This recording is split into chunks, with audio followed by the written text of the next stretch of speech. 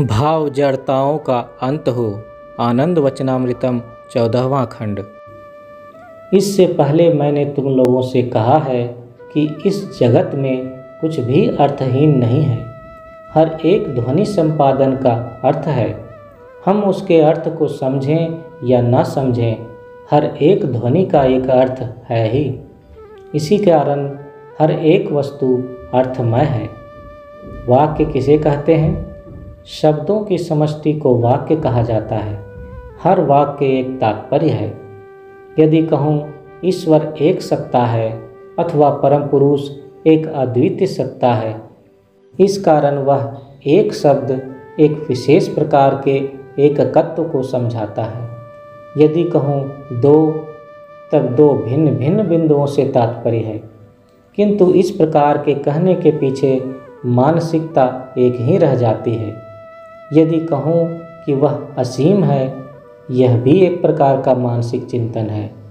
दर्शन शास्त्र में ससीम और असीम में एक सामान्य अंतर है, क्योंकि ये एक ही मन की दो विभिन्न कल्पनाएं मात्र हैं। फिर भी हम कहते हैं कि परम पुरुष एक और असीम सत्ता है। हम कहते हैं कि वह एक है। ऐसा क्यों कहते हैं? क्योंकि हम उनके सानिध्य में आ सकते हैं। हम अपनी सत्ता को उनके मध्य तभी बिना किसी संकट के प्रतिष्ठित कर सकते हैं जब हम अपनी सत्ता को उनमें पूरी तरह मिला दें। इस कारण हमारी भाव प्रवणता को सांत्वना देने के लिए हम कहते हैं कि परम पुरुष एक और अद्वितीय सत्ता है। हम कह सकते हैं कि वह एक असीम कारण है और उनका मन अंतहीन सत्ता है। वे हमारी पकड़ के बाहर हैं, हमारे लेखे जोखे के बाहर हैं।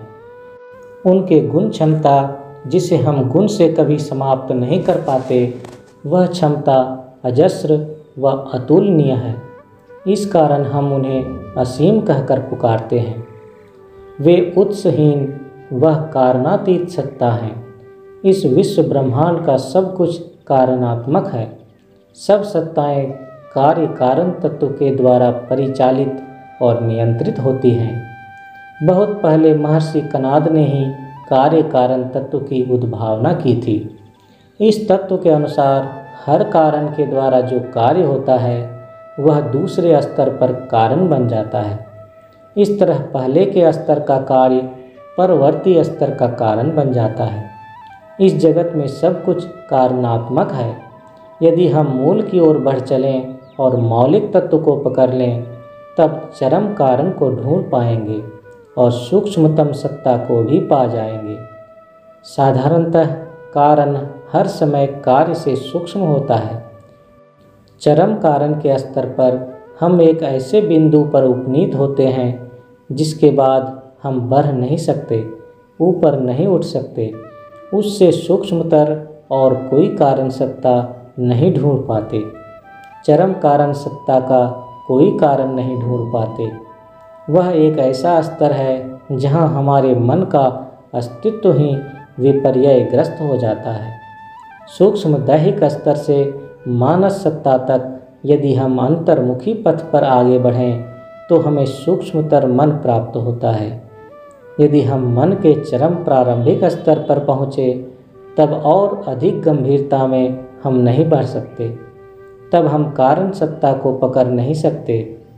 इसलिए यदि मन की अधिष्ठान भूमि से आगे बढ़ने की चेष्टा करें तो वह व्यर्थ प्रयास होगा, क्योंकि इन सब नाप तौल का भेद मन ही कर रहा है।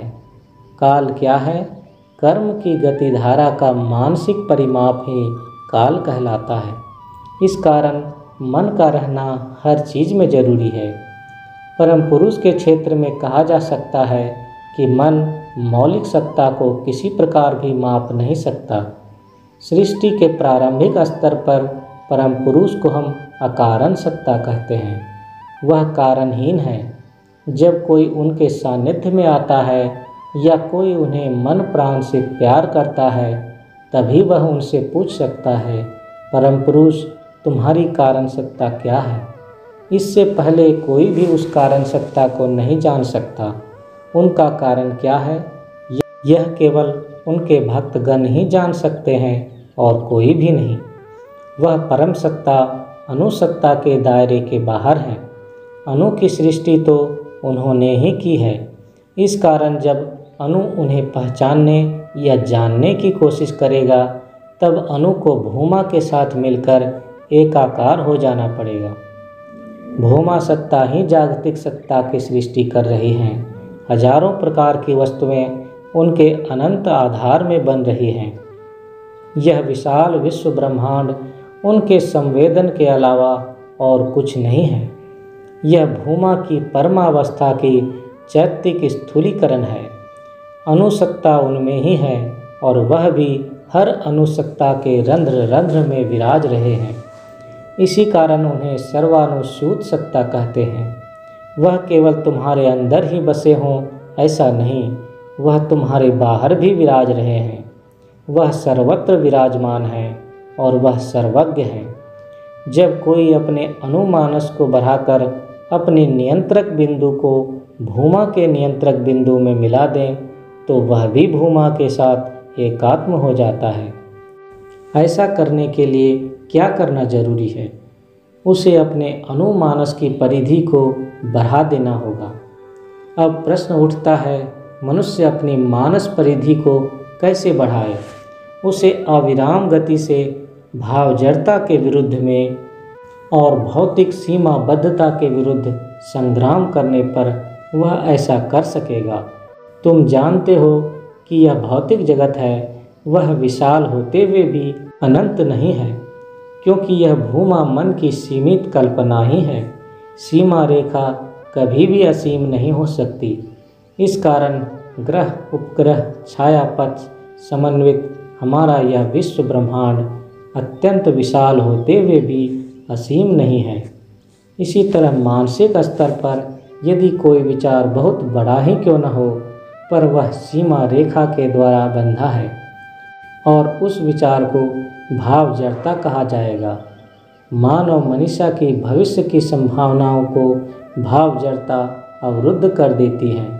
इस कारण जो मनुष्य या जो आध्यात्मिक साधक अपने को परमावस्था में प्रतिष्ठित करना चाहता है, उसे भावजड़ता के विरुद्ध संग्राम करना ही होगा।